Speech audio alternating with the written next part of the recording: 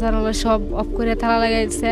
নেওয়ার পরে আমি বুঝছি সে আমার সাথে খারাপ ব্যবহার করবে। পরে আমি অনেক কান্নাকাটি করছি করার পরে ওর ভাইয়ে অনেক সময় ধরে পড়েছিলাম, কিন্তু সে আমাকে ছাড় দেয় নাই, আমার ক্ষতি করছে। বেতনের পাওনা টাকা আনতে গিয়ে ধর্ষণের শিকার হয়েছেন মহিলা মাদ্রাসার শিক্ষিকা। একই মাদ্রাসার শিক্ষকের লালসার শিকার হন তিনি।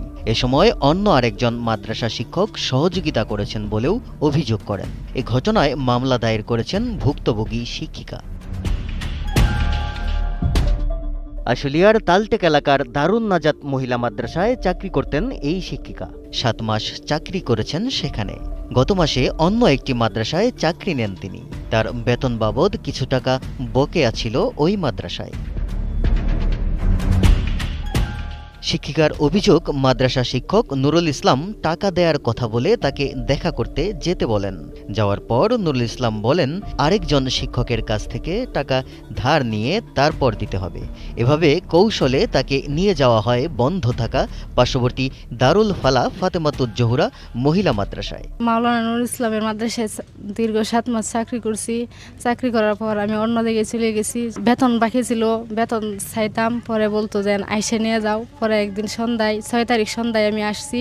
আসার পরে সে আমাকে বেতন দেওয়ার কথা বলে পাশের মাদ্রাসায় নিয়ে আসছে। নিয়ে আসার পর কৌশল করে সে আমার ওই মাদ্রাসায় 2 তলায় উঠাইছে। উঠানোর পরে তাজুল ইসলাম দরজা জানালা সব অফ করে তালা লাগাই পাহারা দিছে। আর ওর পর ওই ভিতরে নিয়ে আমি নেওয়ার পরে আমি বুঝছি সে আমার সাথে খারাপ ব্যবহার করবে। পরে আমি অনেক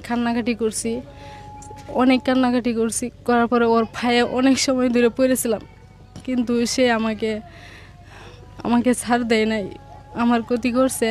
পরে আমি বেরিয়ে আসছি অনেক কৌশল করে, বলছি কারো কাছে বলবো না, এই প্রতিজ্ঞা ওকে দিয়ে আমি বেরিয়ে আসছি।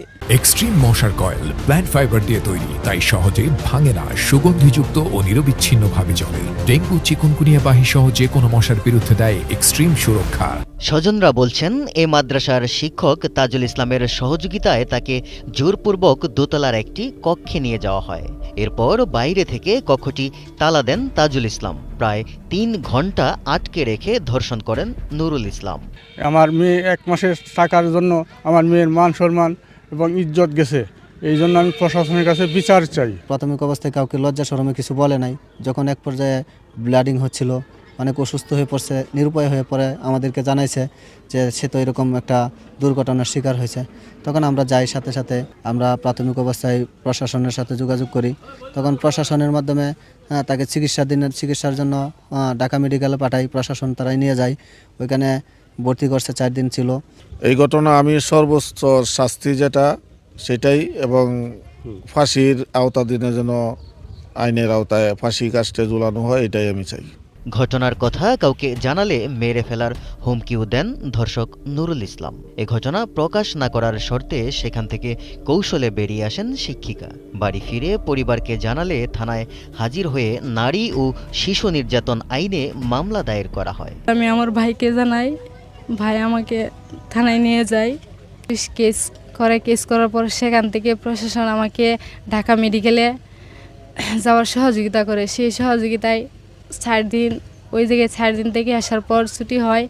এরপর আমি বাসায় আসার পর এখন আমি ঠিকমতো কিছু করতে পারি না, খাইতে পারি না, ঘুমাইতে পারি না। সে আমাকে এতদিন বাবা মেয়ে বলে ডাকছে, তাকেও আমি বাবা বলে বিশ্বাস করছি।